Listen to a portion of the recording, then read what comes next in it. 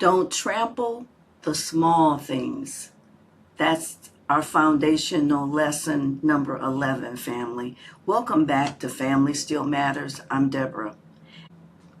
And we are continuing in our foundational weekly adult Bible study.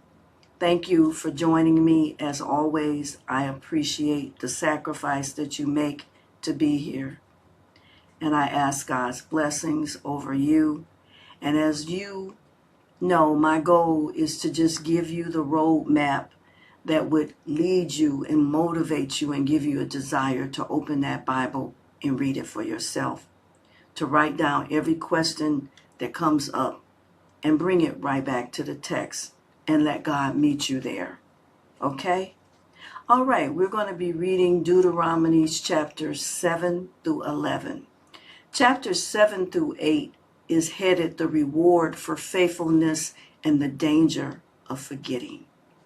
Moses opens with a promise tied to careful obedience, including the commandments people tend to treat as small or unimportant, the ones we walk over without much thought.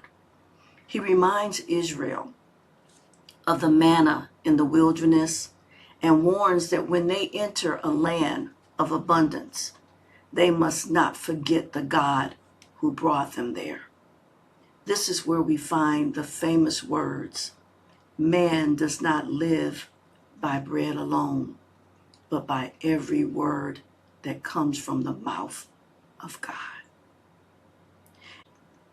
Deuteronomy 9 through 10, Moses recounts the sin of the golden calf and how close the nation came to complete destruction, and how he interceded on their behalf for 40 days and 40 nights. He reminds them plainly, you are not entering this land because you are righteous. You are entering because God made a promise.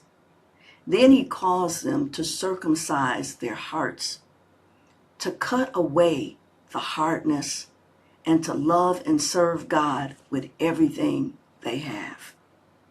In chapter 11, which is blessings and curses laid before them, Moses lays the choice plainly before God's people.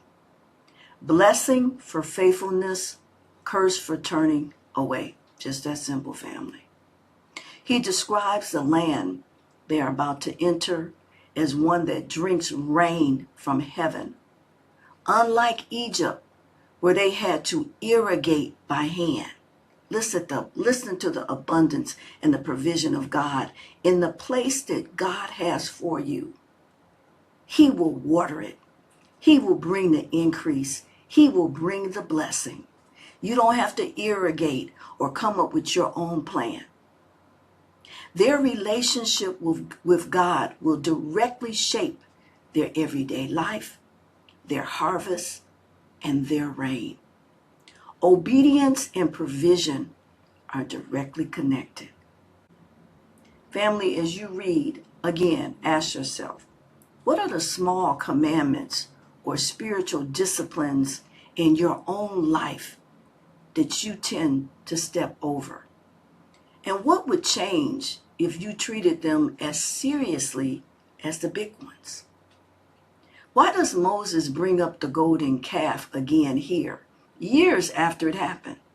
And what does it mean for your daily life that blessing and curse are described as direct consequences of faithfulness, not random circumstances? Write it down and bring your questions back to God. Family, your reading again is in Deuteronomy chapters 7 through 11. I speak blessings over you today. May God give you the grace and discipline to honor even the small things, the quiet, ordinary obedience that nobody else sees but him. He notices every bit of it.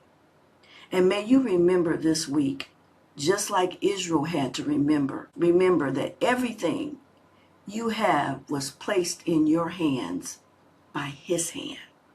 not earned by your own strength. Stay humble before him, family. Please.